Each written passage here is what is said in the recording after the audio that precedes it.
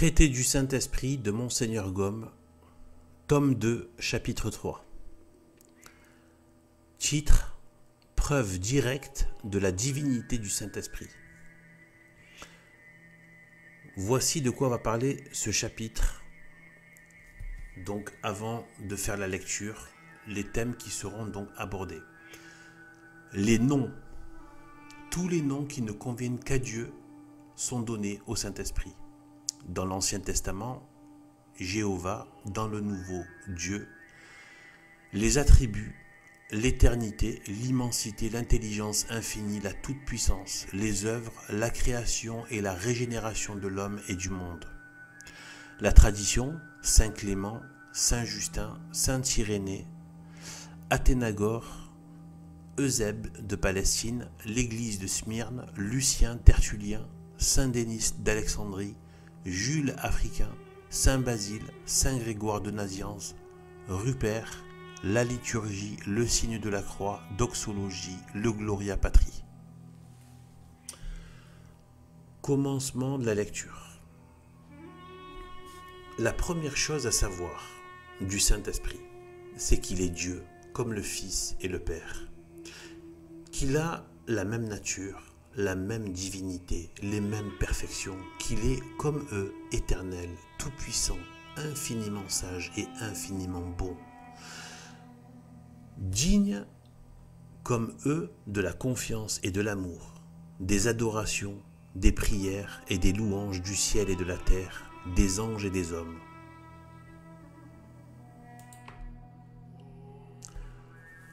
Voilà tout ce que nous professons en disant: je crois au Saint-Esprit. Credo in Spiritum Sanctum. Or, dans les livres saints, depuis la Genèse jusqu'à l'Apocalypse, dans l'enseignement non interrompu pendant 18 siècles des pères de l'Église et de l'Église elle-même, la divinité du Saint-Esprit ne brille pas avec moins d'éclat que la divinité du Fils et du Père. La preuve en est dans les témoignages cités jusqu'ici en faveur du dogme de la Trinité.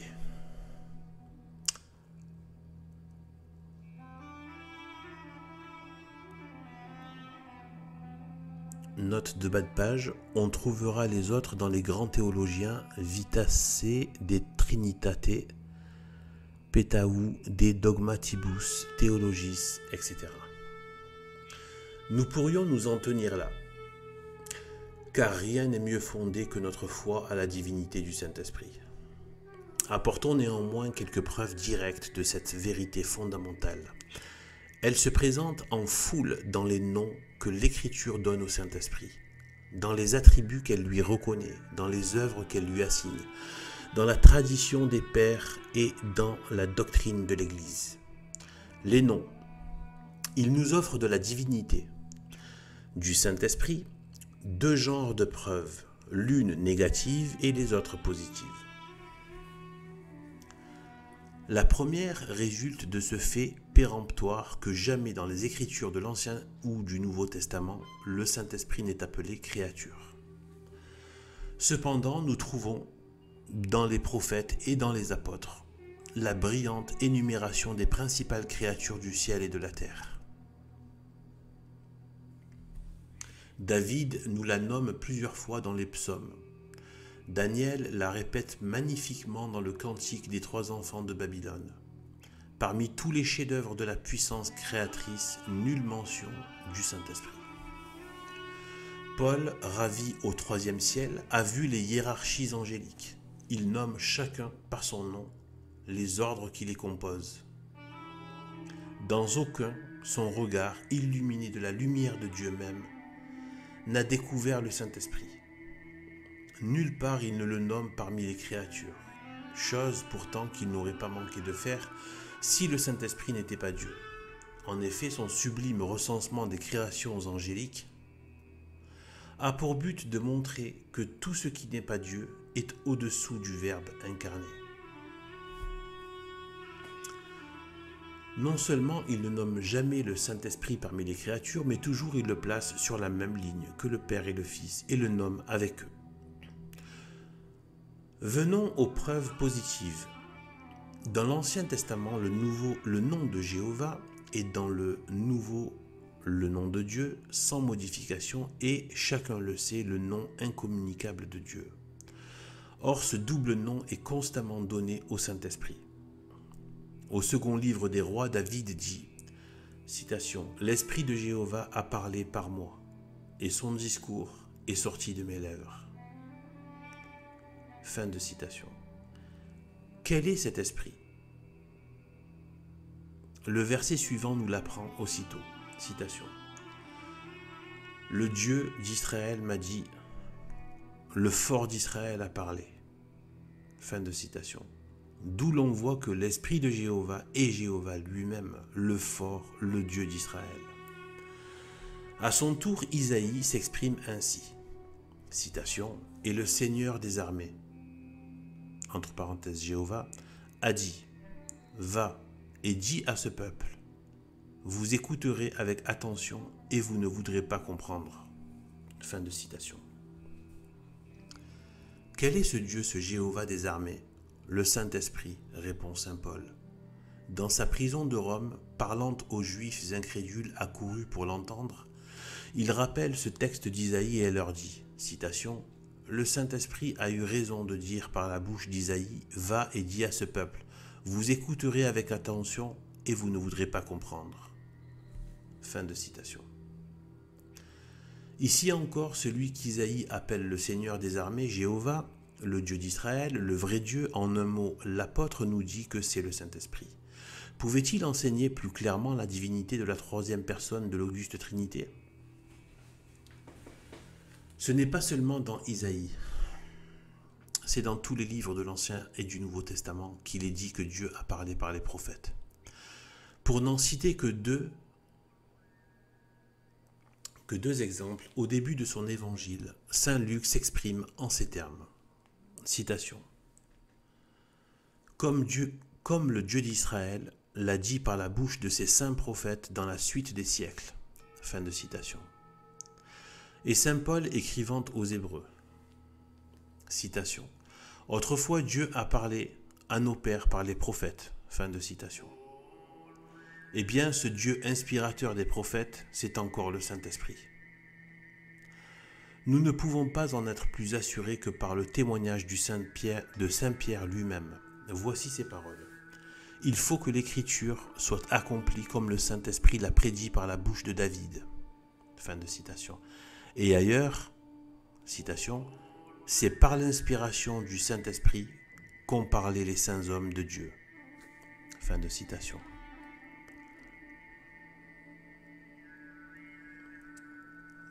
Donc c'est toujours de saint Pierre et la référence c'est donc 2 Pierre 1. Donc dans la Bible. De là, ce raisonnement aussi simple qu'il est concluant, celui qui a parlé par les prophètes est le vrai Dieu. Or, c'est le Saint-Esprit qui a parlé par les prophètes. Le Saint-Esprit est donc Dieu, vrai Dieu comme le Père et le Fils. De plus, comme l'Écriture distingue le Saint-Esprit du Père et du Fils, il en résulte clairement que le Saint-Esprit est une personne distincte du Fils et du Père. Dans une circonstance mémorable, le même apôtre proclame avec non moins d'éclat la divinité du Saint-Esprit. Ananie trompe sur le prix de son champ. À la tromperie, il ajoute un mensonge public. En présence de toute l'église de Jérusalem, Pierre lui dit, citation, « Pourquoi Satan a-t-il tenté ton cœur jusqu'à te faire mentir au Saint-Esprit ? Ce n'est pas aux hommes que tu as menti, c'est à Dieu. » Fin de citation.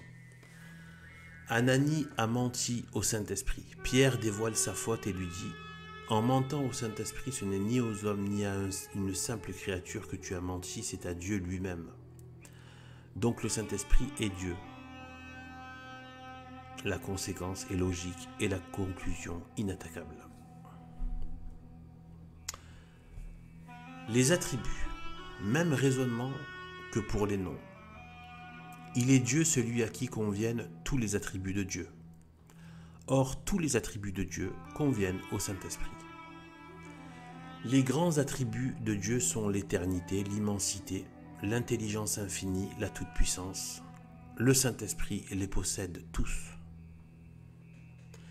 L'éternité, il est éternel, celui qui a précédé tous les temps. Il a précédé tous les temps, celui qui, en créant le monde, a créé le temps lui-même. Or, le Saint-Esprit a créé le monde de concert avec le Père et le Fils. Citation, « Dans le principe, Dieu créa le ciel et la terre, et l'Esprit de Dieu était porté sur les eaux. » Fin de citation de la Genèse.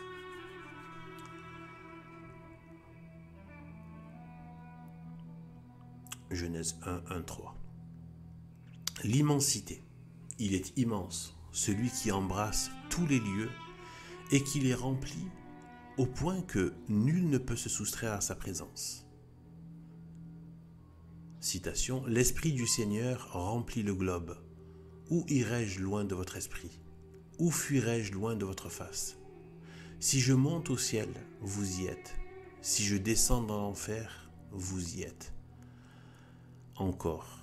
Si je prends les ailes de l'aurore et que je me transporte par-delà les océans, c'est votre main qui m'y conduira et me tiendrez, et vous me tiendrez de votre droite. » Fin de citation. Donc c'est un psaume 7-10. Alors là, je suis obligé de faire encore une interruption, enfin une parenthèse, un commentaire important. Je suis intraitable quant à la vérité de la Terre plate. Bon, je sais que ça va encore griller cette vidéo de l'avoir dit, mais bon. Voilà. Bon. Donc du coup, bon, l'assiette d'argile, je veux bien, mais bon, le problème c'est que les gens ne sont pas toujours, ne connaissent pas forcément la métaphore, à quoi ça fait référence. Donc, donc, bien, voilà, voir mes explications par rapport à l'orbe crucigère, etc. Donc, il y a bien une question de globe, monde, mais au milieu, la Terre est plate. Et donc, en fait, voilà, donc là, je vais aller vérifier. J'irai vérifier, mais bien souvent, donc là, c'est du français, hein, c'est une traduction, j'irai vérifier justement ce passage bien précis. Et j'en ferai une petite vidéo pour rectifier. J'en suis certain que c'est pas le mot globe qui est dedans, mais bon, si c'est globe encore, normalement c'est l'orbe crucigère, voilà, à ne pas confondre avec la face de la Terre qui est au milieu. Donc refermée par le dôme au-dessus, évidemment. Donc, mais voilà, donc voilà, il y a tout un enchantement qui est fait, un ensorcellement de l'esprit avec cette fumisterie du globisme, et qui est venu même dans les traductions, et il y a une telle dictature de la pensée à ce niveau-là que même les traductions, eh bien en fait, ils se permettent carrément de déformer la parole de l'écriture, la parole des pères de l'Église, pour leur faire dire que c'est du globe. J'en ai vraiment marre, je déteste, je hais ce mensonge. Je sais, j'y vois clair dedans. Voilà, je le foule aux pieds. Je lui mets un gros coup de pied à ce mensonge, il n'existe, c'est faux. Voilà, ils en sont même à le simple fait qu'ils déforment, et je l'ai prouvé dans une de mes vidéos sur les soi-disant arguments qui sont complètement faux, que j'ai complètement démonté dans une de mes vidéos, sur que saint Thomas d'Aquin et saint Augustin auraient parlé de globe, etc., de terre ronde, etc. C'est complètement faux, complètement menteur, et en plus sournois et malsain, parce que venir changer carrément par traduction les paroles des pères de l'Église, c'est criminel, quand on sait que même si tout n'est pas de foi chez les pères de l'Église, sauf quand ils sont unanimes sur un point, mais ils n'ont pas non plus l'infaillibilité absolue. Seul Dieu est infaillible de façon absolue, et son Église, la vraie, hein, pas celle de Vatican II. Voilà, mais même les pères de l'Église, par contre, ils le sont quand ils sont unanimes. Sur un point, là, ça devient une vérité de foi. Mais sinon, s'il n'y a pas d'unanimité, ce n'est pas forcément infaillible, même si ça peut être tout à fait vrai, etc. Mais il peut y avoir, voilà, ça peut être ça peut être sujet à discussion. Voilà. Mais en tout cas, donc du coup, c'est criminel de venir changer, modifier carrément les termes pour pouvoir vendre cette saleté de globisme et etc. Donc voilà, je l'ai démontré. Ceux qui sont pas contents avec ça, allez voir ma vidéo où je parle de ça, où je parle justement, où je vais dans les textes et je vais tout démonter et déglinguer cette mascarade, comme quoi Saint Thomas d'Aquin et Saint Augustin auraient validé la Terre ronde, etc. Je l'ai déglingué, c'est dans une de mes vidéos. Allez vous renseigner, débrouillez-vous. Et ceux qui veulent, ils me demandent le lien, je leur demanderai, mais qu'ils fassent un acte de recherche. Je suis pas là pour donner la béquille à des gens qui n'ont pas fait un nid, voilà. Donc, du coup, voilà. Voilà, donc je reprends la lecture. Donc, l'intelligence infinie, il voit tout, il connaît tout, il sait tout, celui pour qui le ciel et la terre n'ont point de secret, qui pénètre jusque dans leur profondeur les mystères de Dieu même, qui embrasse la vérité, toute la vérité dans le passé, dans le présent, dans l'avenir, et qui en est le docteur infaillible. Tel est le Saint-Esprit. Parlant des merveilles de la céleste Jérusalem, Saint Paul dit, citation, « L'œil n'a point vu, l'oreille n'a point entendu, et le cœur de l'homme n'a jamais compris ce que Dieu prépare à ceux qu'il aime. Mais pour nous, Dieu nous l'a révélé par son Esprit. Car cet esprit pénètre tout, même les profondeurs de Dieu. Qui d'entre les hommes connaît ce qui est dans l'homme, sinon l'esprit de l'homme qui est en lui? De même, personne ne connaît ce qui est en Dieu, sinon l'esprit de Dieu. » Voilà, fin de citation. Et Saint Jean, à son tour, qui dit, citation, « Le consolateur, le Saint-Esprit que mon Père enverra en mon nom, vous enseignera toute chose, vous rappellera tout ce que je vous ai dit et vous annoncera ce qui doit arriver. » Fin de citation. Donc là, c'est Saint Jean qui cite Jésus-Christ, hein, évidemment. Donc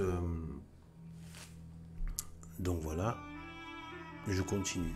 Ces textes si clairs furent les armes victorieuses dont saint Ambroise et les anciens pères se servirent pour confondre le négateur de la divinité du Saint-Esprit, l'impie Macédonius. La toute-puissance. Il est tout-puissant, celui qui fait sortir l'être du néant, car par un signe de sa volonté, et dont toutes les œuvres dénotent une puissance infinie, tel est encore le Saint-Esprit. Citation, « Les cieux, disent les prophètes, ont été créés par le Verbe du Seigneur et leur constante harmonie par l'esprit de sa bouche, car l'esprit de la sagesse créatrice est tout-puissant. » Fin de citation. Il s'agit du livre de la sagesse 7, 21 à 23. Les œuvres. Nous ne ferons qu'effleurer ce vaste sujet puisque nous devons en traiter avec détail dans la suite de notre ouvrage. Les œuvres de Dieu sont de deux sortes, les œuvres de la nature et les œuvres de la grâce. Or, toutes ces œuvres sont attribuées au Saint-Esprit comme au Fils et au Père. Dans l'ordre naturel, la création de l'homme et du monde, nous venons de le voir par les témoignages des livres saints. Ajoutons seulement la parole si précise du saint homme, Job. Citation, « C'est l'Esprit de Dieu qui m'a créé. Spiritus Dei fecit me. » Dans l'ordre de la grâce, la régénération de l'homme et du monde, le prophète nous l'enseigne. Vous enverrez votre esprit et tout sera créé. Et vous renouvellerez la face de la terre. Psaume 103, 30. Et plus clairement encore, le maître des prophètes, si quelqu'un ne renaît de l'eau et du Saint-Esprit, il ne peut entrer dans le royaume de Dieu.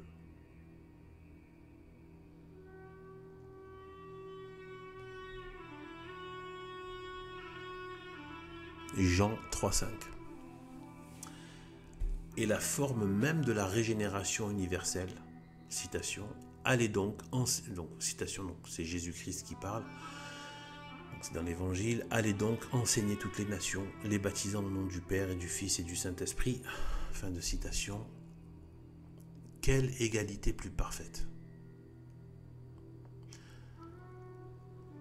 Citation encore. Ô oui, Esprit sanctificateur, s'écrie Bossuet, vous êtes égal au Père et au Fils, puisque nous sommes également consacrés au nom du Père et du Fils et du Saint-Esprit, et que vous avez avec eux un même temple qui est notre âme, notre corps, tout ce que nous sommes.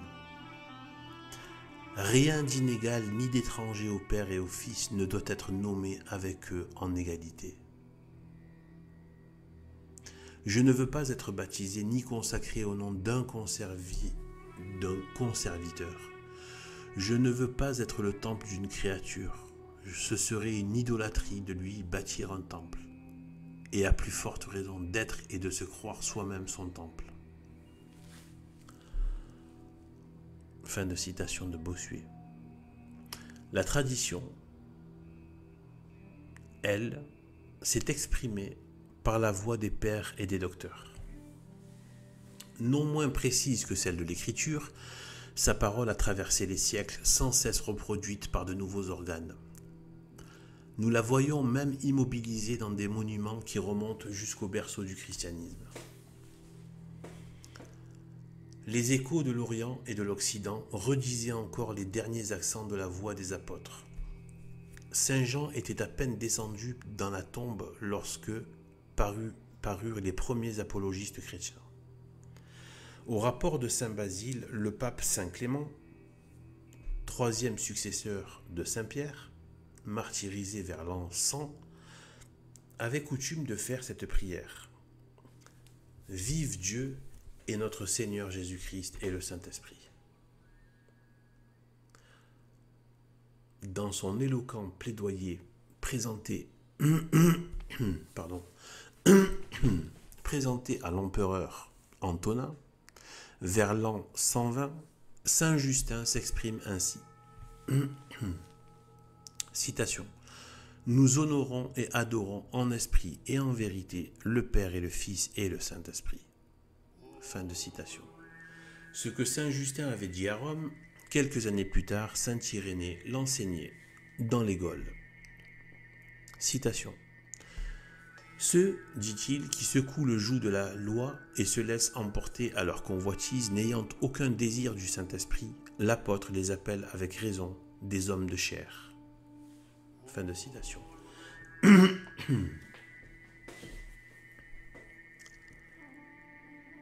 À la même époque, Athénagore demandait, citation, « N'est-il pas étrange qu'on nous appelle athées, nous qui prêchons Dieu le Père et Dieu le Fils et le Saint-Esprit ?» Fin de citation. Son contemporain, Eusèbe de Palestine, pour s'encourager à parler, disait, citation, « Invoquons le Dieu des prophètes, auteur de la lumière, par notre Sauveur Jésus-Christ avec le Saint-Esprit. » Fin de citation. 20 ans à peine se sont écoulés et nous trouvons le témoignage non plus d'un seul homme, mais de toute une église. L'an 169, les fidèles de Smyrne écrivent à ceux de Philadelphie l'admirable lettre dans laquelle ils racontent que saint Polycarpe, leur évêque et disciple de saint Jean, près de souffrir le martyre, a rendu gloire à Dieu en ces termes. Citation. Père de votre bien-aimé Fils Jésus-Christ, béni soit-il. Dieu des anges et des puissances, Dieu de toute créature, je vous loue, je vous bénis, je vous glorifie. Par Jésus-Christ, votre Fils bien-aimé, pontife éternel, par qui gloire à vous avec le Saint-Esprit, maintenant et au siècle des siècles. Fin de citation. Que la divinité du Saint-Esprit fût un dogme de la foi chrétienne, les païens eux-mêmes le savaient. Dans son dialogue intitulé « Philopatris », un de leurs plus grands ennemis, Lucien, introduit un chrétien qui invite un catéchumène à jurer par le Dieu souverain, par le Fils du Père, par l'Esprit qui en procède, qui font un en trois et trois en un, ce qui est le vrai Dieu.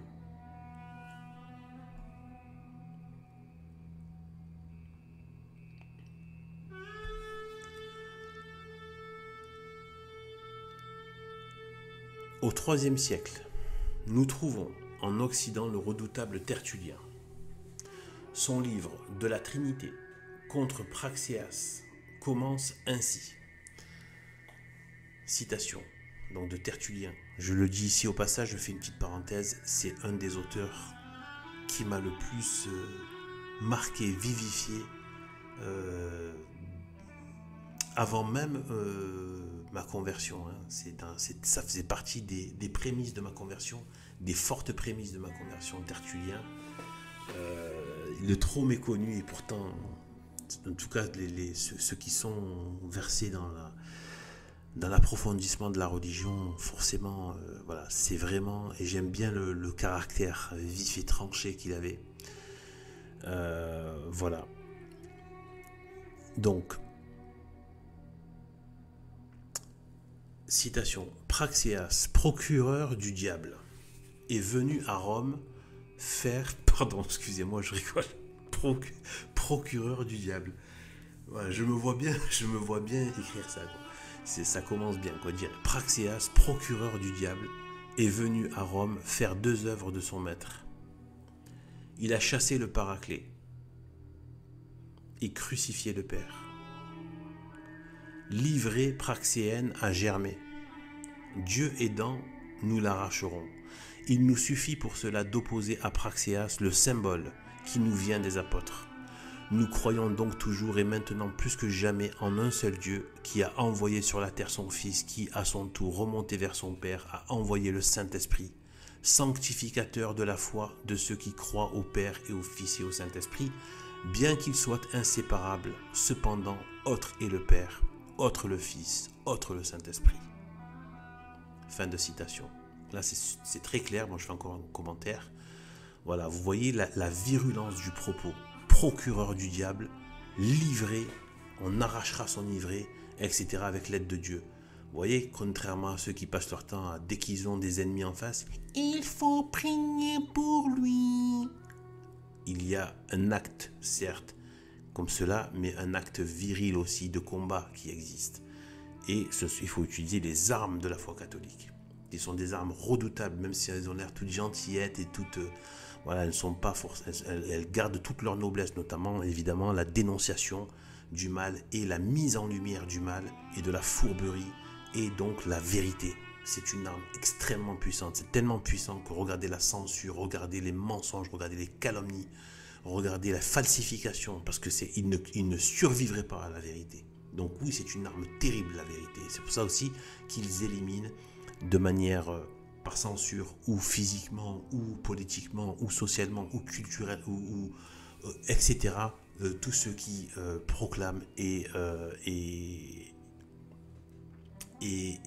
comment dire, et continuent et ne démordent pas de proclamer la vérité.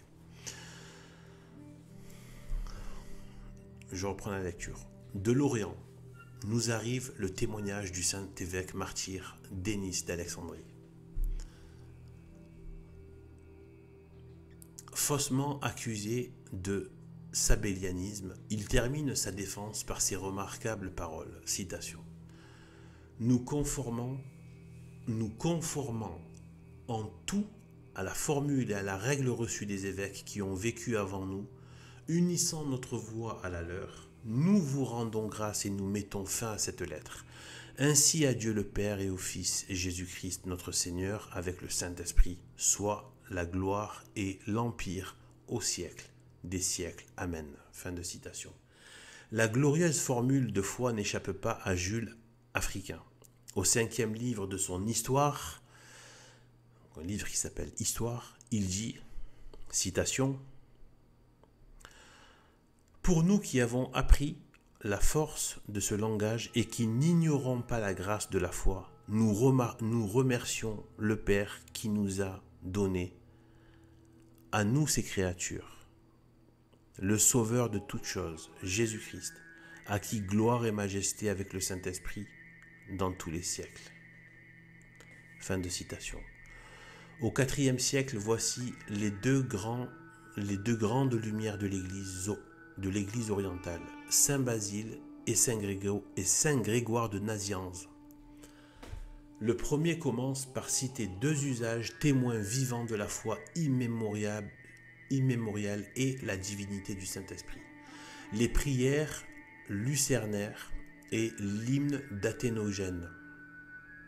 Citation. Il a paru bon à nos pères, dit-il, de ne pas recevoir en silence le bienfait de la lumière du soir, mais de rendre grâce aussitôt qu'elle brille. Quel est l'auteur de la prière qu'on récite en action de grâce lorsqu'on allume les lampes? Nous ne le savons pas, mais le peuple prononce cette antique formule que nul n'a jamais taxé d'impiété, louange au Père et au Fils et au Saint-Esprit, qui connaît l'hymne d'Athénogène laissé par ce martyr à ses disciples comme un préservatif lorsqu'il marchait au bûcher. C'est ce que les martyrs ont pensé du Saint-Esprit. Fin de citation. L'illustre évêque devient lui-même un puissant organe de la tradition. Citation. Le Saint-Esprit, dit-il, est appelé saint comme le Père est saint, comme le Fils est saint. Saint non comme la créature qui tire sa sainteté du dehors, mais saint par l'essence même de sa nature. Or, aussi, il n'est pas sanctifié, mais il sanctifie. Il est appelé bon comme le Père est bon, parce que la bonté lui est essentielle. De même, il est appelé droit comme le Seigneur Dieu lui-même est droit, parce qu'il est de sa nature la droiture même, la vérité même, la justice même, sans variation, sans altération, à cause de l'immutabilité de sa nature. Il est appelé Paraclet, comme le Fils lui-même, en sorte que tous les noms communs au Père et au Fils conviennent au Saint-Esprit, en vertu de la communauté de nature. Où trouver une autre origine? Fin de citation. Écoutons maintenant son ami Saint Grégoire de Nazianze. Citation. Le Saint-Esprit a toujours été. Il est et il sera. Il n'a point eu de commencement, il n'aura point de fin, n'a plus que le Père, pas plus que le Père et le Fils, avec lesquels il est inséparablement uni. Il a donc toujours été participant de la divinité et ne la recevant pas, perfectionnant et n'étant pas perfectionné, remplissant tout, sanctifiant tout et n'étant ni sanctifié ni rempli, donnant la divinité et ne la recevant pas, toujours le même et toujours égal au Père et au Fils, invisible, éternel, immense, immuable, incorporel, essentiellement actif, indépendant, tout-puissant, vie et Père de la vie, lumière et foyer de lumière, bonté et source de bonté, inspirateur des prophètes, distributeur des grâces, esprit d'adoption, de vérité, de sagesse, de prudence, de science, de piété, de conseil, de force, de crainte, qui possède tout en commun avec le Père et le Fils, l'adoration, la puissance, la perfection, la sainteté. Fin de citation. Quoi de plus clair que ce passage auquel il serait facile d'en ajouter beaucoup d'autres de la même époque. Ni moins formels, ni moins nombreux sont les témoignages des temps postérieurs. Un seul suffira. Nous croyons au Saint-Esprit, dit Rupert, et nous le proclamons vrai Dieu et Seigneur, consubstantiel et coéternel au Père et au Fils, c'est-à-dire absolument le même en substance que le Père et le Fils, mais non le même quant à la personne. En effet, comme autre est la personne du Père et autre la personne du Fils, ainsi autre est la personne du Saint-Esprit. Mais la divinité, la gloire, la majesté du Père et du Fils sont la divinité, la gloire, la majesté du Saint-Esprit. Afin de distinguer la personne du Fils de la personne du Saint-Esprit, nous disons que le Fils est le Verbe et la raison du Père, mais Verbe substantiel, raison éternellement et substantiellement vivante. Et du Saint-Esprit, nous disons qu'il est la charité ou l'amour du Père et du Fils, non charité accidentelle, amour passager, mais charité substantielle et amour éternellement subsistant. Fin de citation. C'est magnifique. Voilà ce que veut vous cacher, veulent vous cacher. Là, je fais un commentaire. Les serpents perfides, modernistes, représentés dans cette République 1789, jadis France, par des Mathieu Lavana, des Arnaud Delouche, d'une certaine manière je ne sais plus comment il s'appelle, c'est pas grave, voilà, je parle même pas des ordures dépravées qui se font passer pour prêtres, etc., etc., et tous ces ordures du Vatican. Voilà pourquoi ils veulent vous couper de la tradition et des saintes paroles des pères de l'Église et des anciens, des pères apostoliques. Il faut se mettre, mettez votre âme en contact avec leurs paroles. Par qui la parole a parlé. La parole avec un P majuscule et l'Esprit Saint de Dieu qui passe par cette parole a parlé. Il s'agit pas, c'est pas juste des hommes que vous écoutez. Vous écoutez et parvient par l'oreille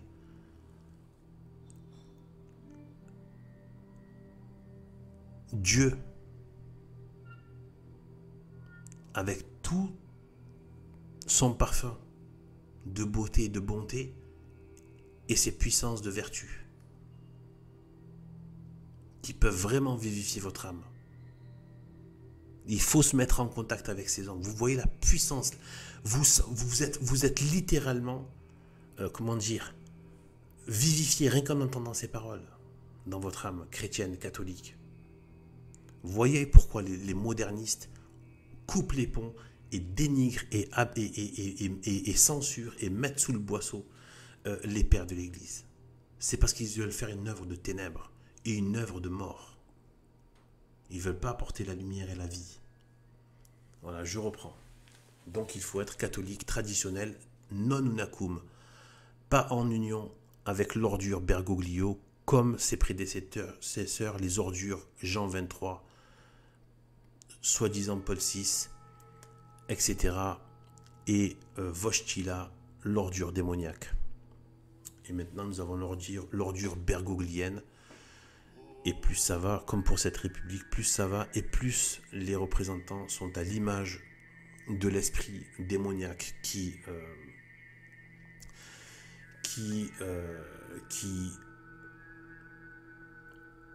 opère au travers de leur institution. Je reprends. Et pour faire ressortir avec éclat la divinité du Saint-Esprit, le profond théologien ajoute, citation, « Voulons-nous avoir quelque idée de cet amour et de sa majestueuse puissance ? Prenons deux créatures du même genre et de la même espèce, dont l'une le possède et dont l'autre en est privée. Si c'est parmi les anges, l'un est Lucifer, l'autre Saint-Michel. Parmi les hommes, l'un est Pierre, l'autre Judas. La seule chose qui fait la différence entre ces deux anges et entre ces deux hommes, c'est que l'un est participant du Saint-Esprit, l'autre non. À la majesté du Verbe qui les a créés, l'un et l'autre doivent d'être raisonnables.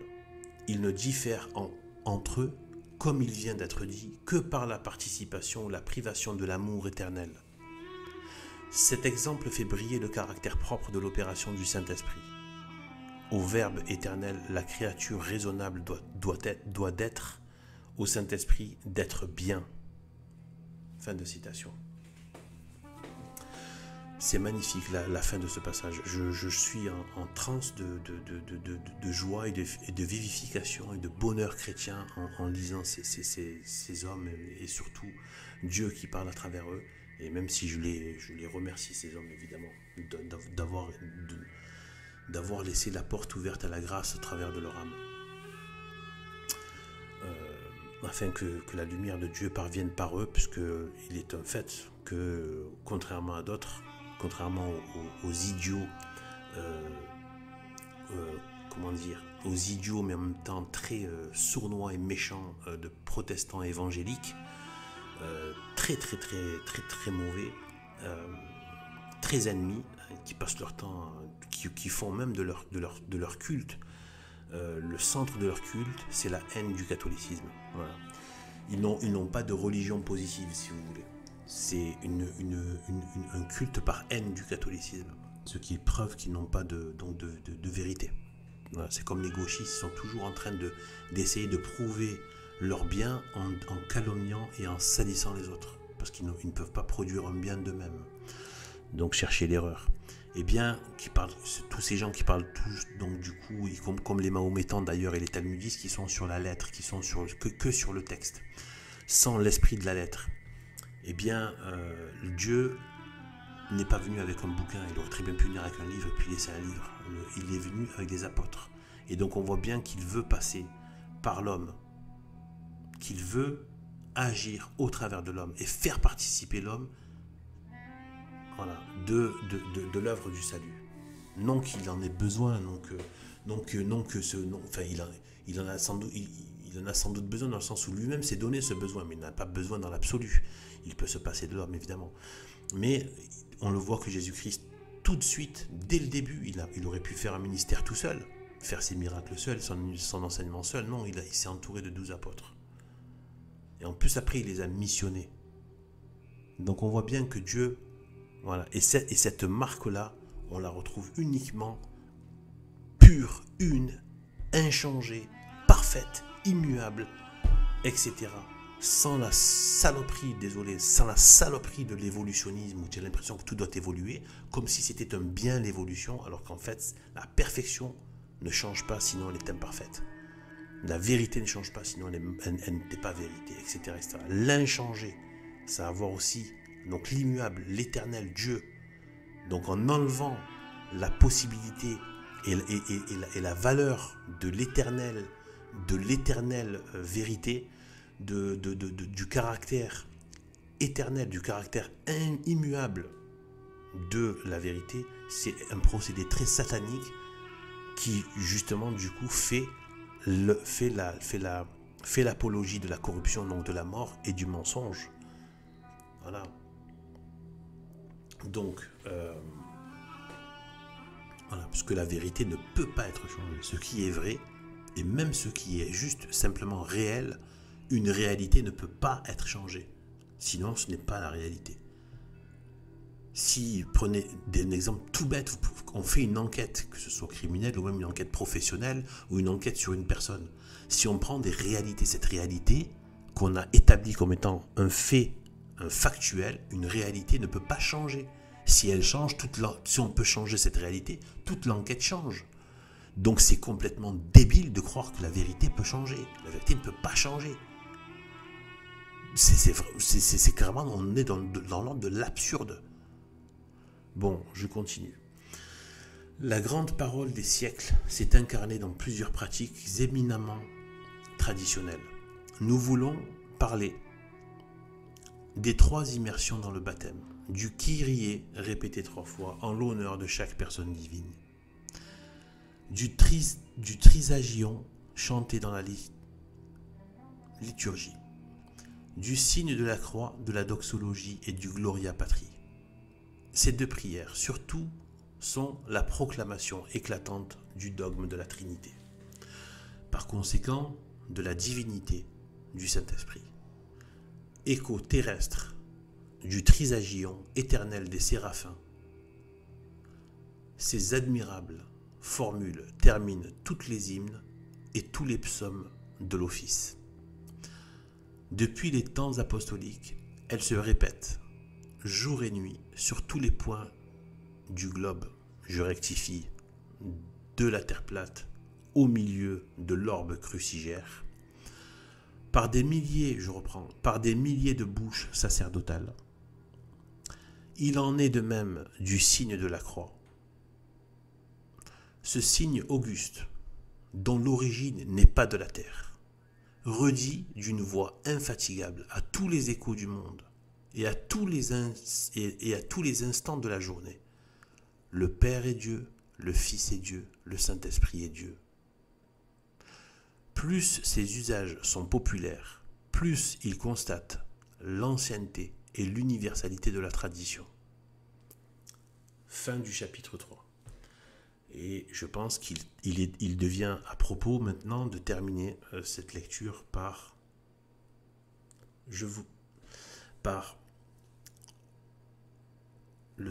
les paroles du signe de la croix. Au nom du Père et du Fils et du Saint-Esprit. Ainsi soit-il. Et au prochain chapitre numéro 4. Que Dieu vous bénisse.